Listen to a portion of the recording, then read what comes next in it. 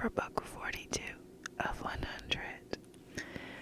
And that book is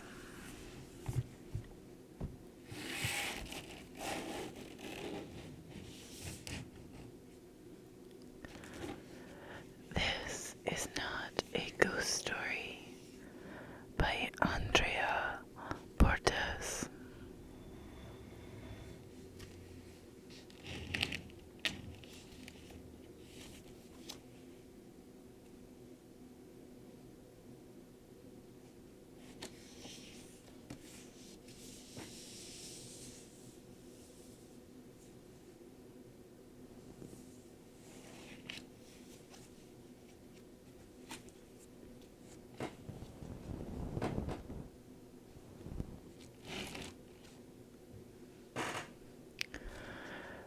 To begin this little session tonight, I'm going to read you the synopsis of what this book is about.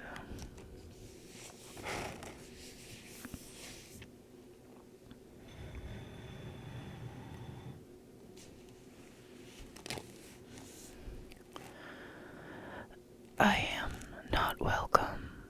Somehow, I know that.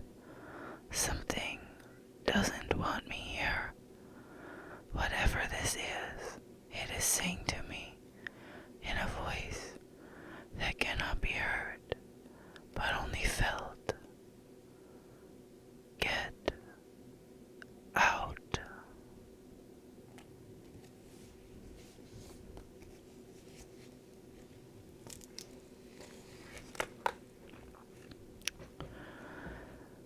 Daffodil Turner has plans for a quiet summer before her freshman year at college, and luckily, she's found the job that can give her that.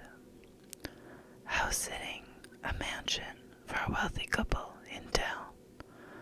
The house itself is gorgeous, a sprawling, dreamy escape tucked away in the countryside, surrounded by acres of hills and connected to town by a long, winding dirt road. But as the summer progresses and shadows lengthen, Daffodil comes to realize the house is more than it appears. The spacious home seems to close in on her, and as she takes the long road into town, she feels eyes on her the entire way, and something tugging her back. What Daffodil doesn't yet realize is that her job comes with a steep price. The house has a long ago grudge it needs to settle, and Daffodil is the key to settling it.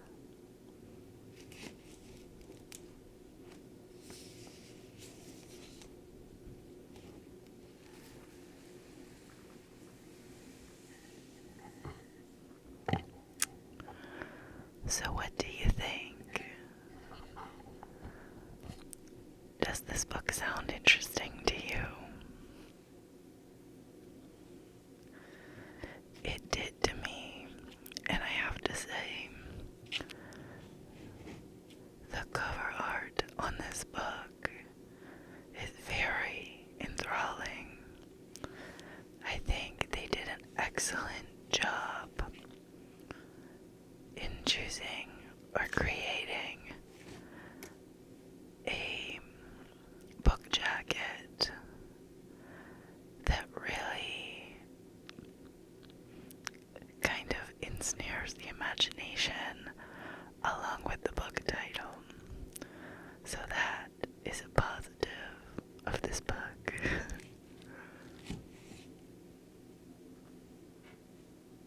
I'm gonna bring it a little closer so you can see up close.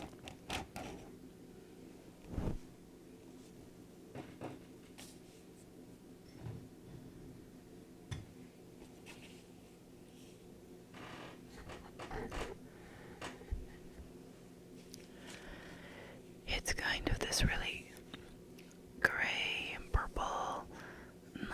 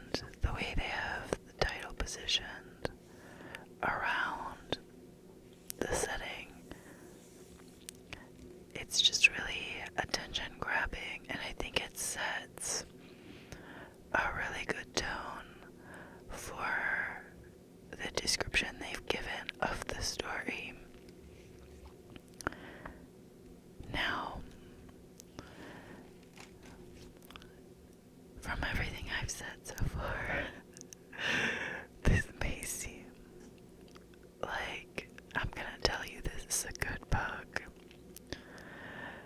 Unfortunately, it is not one that I loved.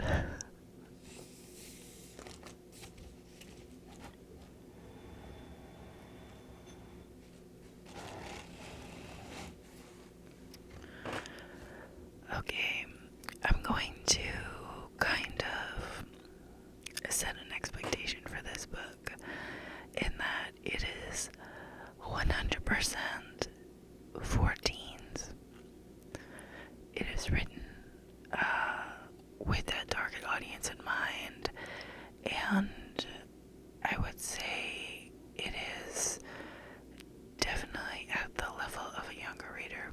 It's a Harper Teen publication, so it's definitely a younger audience target.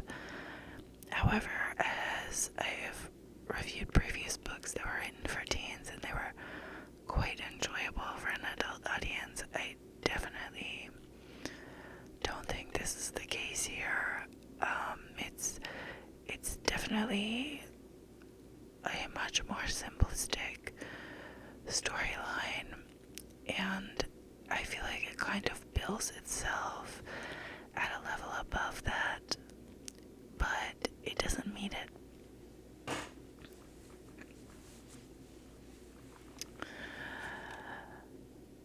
So, it's kind of interesting because this is the second time in the 100 book series where I've really felt that, the description and the appearance of a book has really not relayed the story appropriately. And sometimes a deviation from the synopsis can be a nice surprise. You get an unexpected turn of events that goes positively. And in this case, I think that this story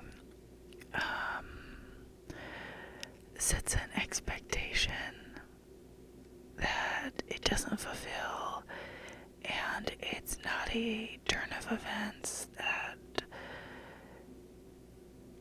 is a good one. I was trying to think of a more elaborate way to kind of say that, other than to just say it's not a good one. That would more clearly explain what I mean. I don't know if I can review this book 100% without giving spoilers, and if you've seen any of the other reviews that I've done where I haven't particularly enjoyed a book, less than favorable reviews are always harder to do without giving away the storyline, because a lot of the things you don't necessarily like are how the story plays out. But I'll say that the beginning of this book, the kind of setup and structure of this book were okay. For the audience, I think it's written on a level that's easily understandable and kind of relatable. Not necessarily in the way that the themes of, say, the Fear Street books were relatable to their audience, on more of a personal, deeper level that would resonate with the readers. But I do think the age group that this book is targeted at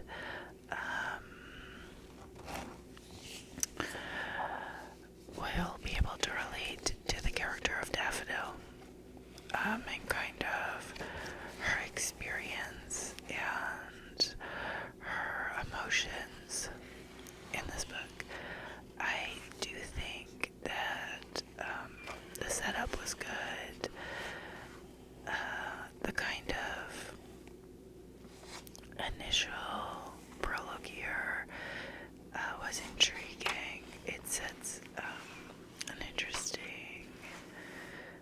premise for the book. Unfortunately, I just was really disappointed in how the story played out. I think that for me, the title and the book jacket and the synopsis were misleading as to the book's contents. It took a really weird, U-turn. Not even just like a left turn or right turn, like a freaking infinity loop. At the end,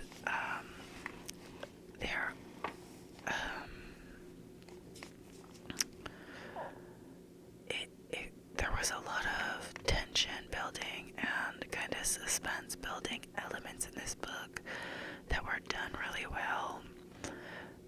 But again, they kind of fell apart in the end when the story climaxes and the resolution unfolds. It was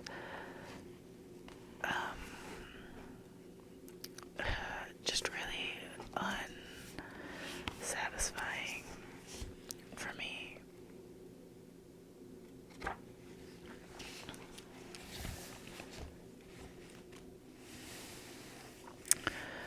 Okay, let's get into a little bit more of specifics of the issues that I had with this book.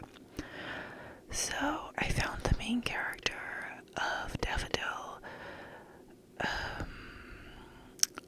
annoying and kind of unrealistic in her actions and her responses to the events that occurred in the book.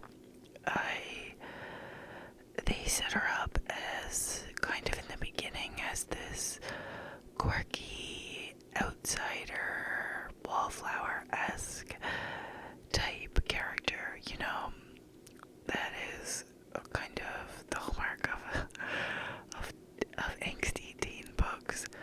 But when you get more into her character, that's not really who she is. Her attitude, her actions, her opinions, they don't fit that stereotype of the initial way the author has kind of set her up for her to be relatable to people who feel kind of as an outcast in society, or even just feel misunderstood.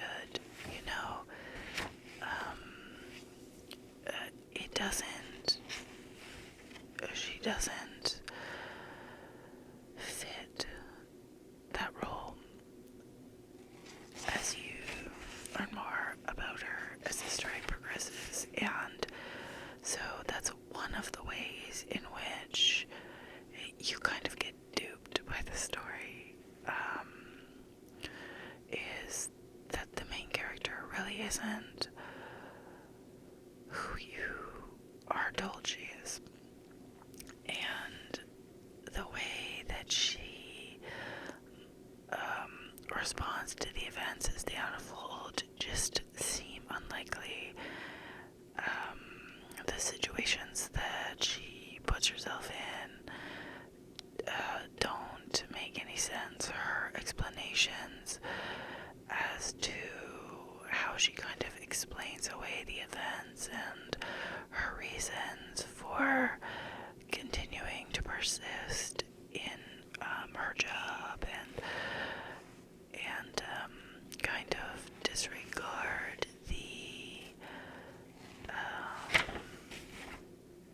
the warnings or the bizarre things that are happening just really fall flat.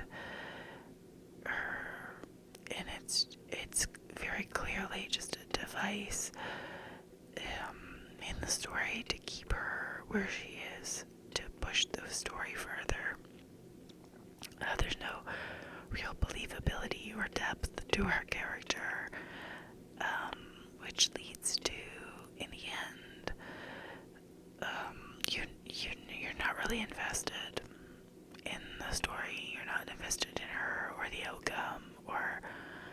she's experiencing. So, the title of this book is This Is Not a Ghost Story, which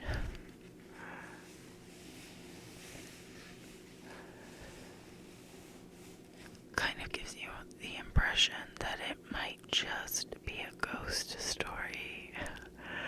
And that's the question that's left hanging throughout the entire story,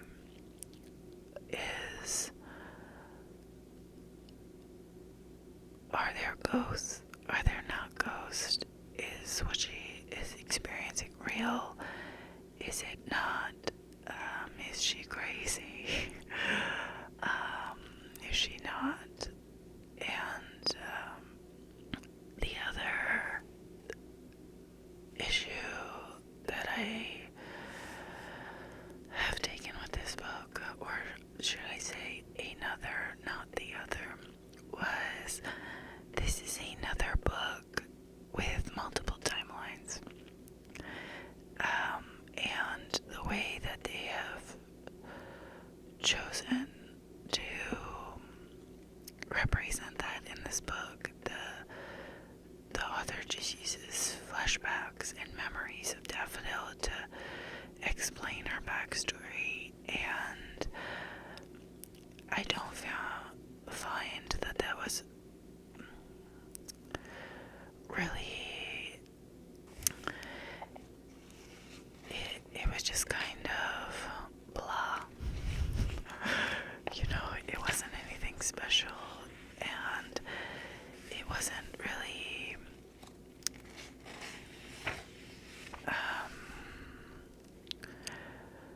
it didn't really have an impact on me as a reader. It was just kind of like generic, basic. A memory gets triggered and she flashes back and tells the reader what happened at the time. The final thing that I will talk about with this book, I can't do without spoiling a little bit of the book. So this is your spoiler warning if you don't want to know anything about the kind of resolution of this book. Stop listening now.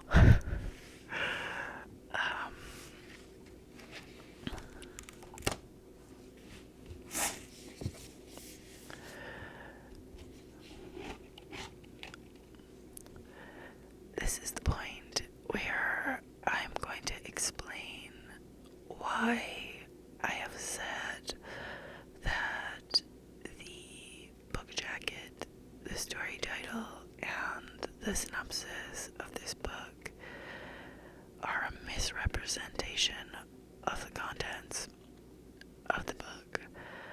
The title, This Is Not a Ghost Story, is purposefully deceptive in that it is honest. This is not a ghost story. The revelation at the end of this book is the reason that I was so unhappy with it, because I thought I was getting kind of a potentially supernatural-esque thriller story, and that's not it. So what I did end up getting was a book that sold itself as a somewhat supernatural thriller-esque story, but really was hiding underneath it religious undertones. This kind of tagline here, love never dies. This is, in the end, a romance story. discover this relationship she had with her boyfriend, and how oh gosh, I'm talking in circles trying not to give away the ending of this book, so I'm just gonna do it. In the end, it turns out that her and her boyfriend had a fight because she was going away to college and he felt like she was leaving her behind, and they had been drinking at a party and she didn't want him to drive, and he chose to drive anyway, and she got in the car and then they were in an accident and they did not make it.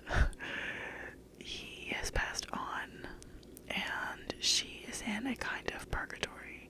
That is what this story is. She is in like this house, she's trapped there and all these things are haunting her and she can't really figure out if what she's experiencing is real or if it's ghosts or kind of magic or some weird stuff is happening, or if she's just going crazy. She doesn't know. She just keeps having memories of her relationship with her boyfriend and these impressions of something impending and bad, and the things she's experiencing in the house are threatening to her, and it's a reflection of her guilt and all of these negative feelings she has that she can't resolve because she can't ultimately remember that she was in an accident and did not survive. That's kind of what she's getting back to, is the root of that. And at the very end of the story, her boyfriend, who wasn't great, he was not great. The model relationship in this book is not a good one, it's not this sets a good baseline for teen relationships, healthy relationships. And in the end, she remembers, and then they go off into the light together, to presumably go live in heaven together for eternity. I don't know. It was such a when you start reading the book, there's no way you're seeing it going there, and based on the description that's given of the story to kind of hook you and get you in to read it, and this kind of cover art and the title and this little blurb that's on the back of the book here, that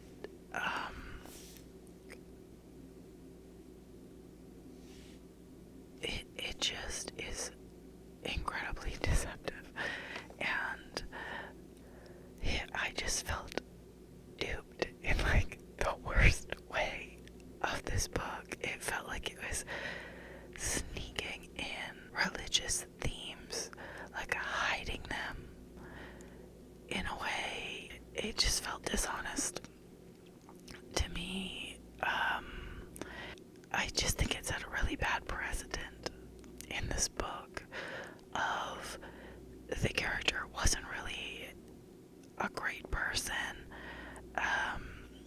and so then, but she wasn't like a terrible person, but when she did pass away, she was kind of tortured by this grief, and all of this negative stuff, and what she went through was really heavy and ugly and emotionally torturous. And then at the end, she remembers what happened, and then suddenly, the cloud lifts, and she remembers how her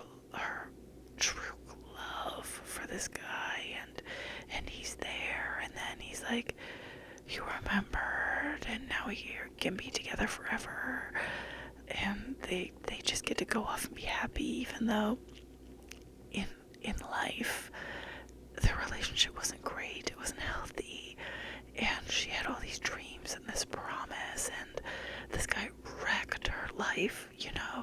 He was jealous in the end, and possessive, and antagonistic, and he just berated her, and then he was irresponsible, and then he crashes this car when she tries to get him not to drive, and then causes her to lose her own life. And then she's just supposed to be so happy that she never gets to get out of the town she hated. She never gets to go to her dream school and live the life that she wanted because of this selfish, egotistical teenage boy, and then we're supposed to be so happy at the end of the book that they're reunited and they get to live happily ever after. And no thank you. That's what I say to that. I say no thank you. So, there you go. That's my honest review of this book.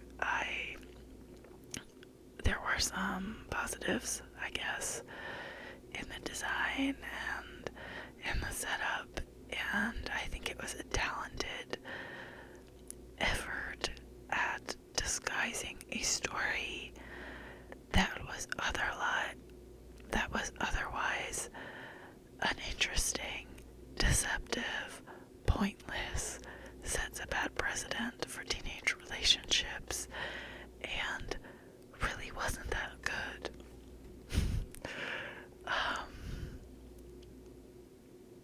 So yeah, that's it. It's a little bit harsh, I think, on this one, but I was just so unhappy. I just feel like I wasted time reading this book. And as I speak about the cover art and the book jackets in almost every single one of my reviews, and I say, a cover art is really something that really draws in a reader and can really set the tone of a story, and I think it's really valuable, and so I like to kind of talk about it and analyze it. And I think sometimes people say don't judge a book by its cover, that cliche of a saying, and this book for me is a perfect example of that. It seemed to me like it was going to be a really good book, and it was just such a letdown, and I'm honestly sorry. I feel like I wasted my time. So my recommendation on this would be a pass for me. I think that now I'll put this, whatever time this is at, this will be the timestamp that people who don't want spoilers can jump to, and I will say that my recommendation for this one is a pass. I don't recommend it.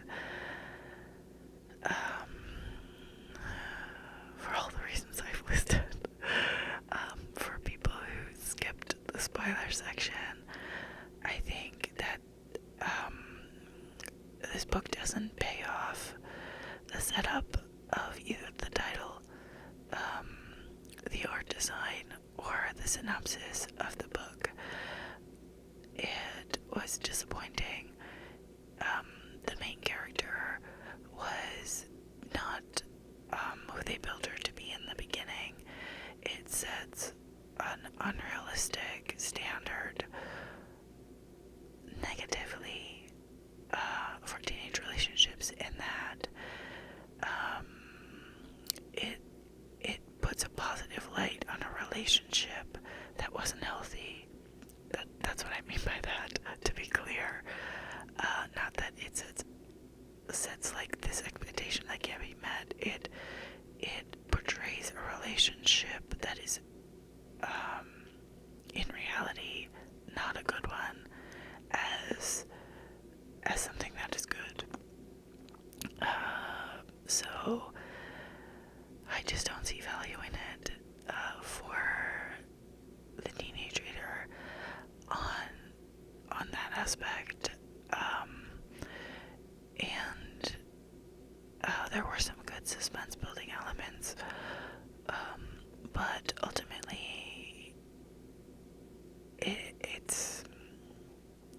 not worth it for me.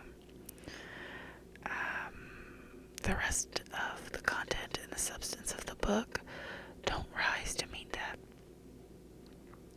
So yeah, that's it. That's it. For this one, guys, I'm actually filming this out of order. I accidentally skipped this book because I kind of put it away after I read it because of how unhappy I was. And so then I filmed the next reviews, and then I was like, wait, I'm missing a number. So I've now gone back and filming this, so I don't have the books that are going to be the next review here with me currently, but I can tell you what they will be. The next book reviews will be book 43 and 44 together.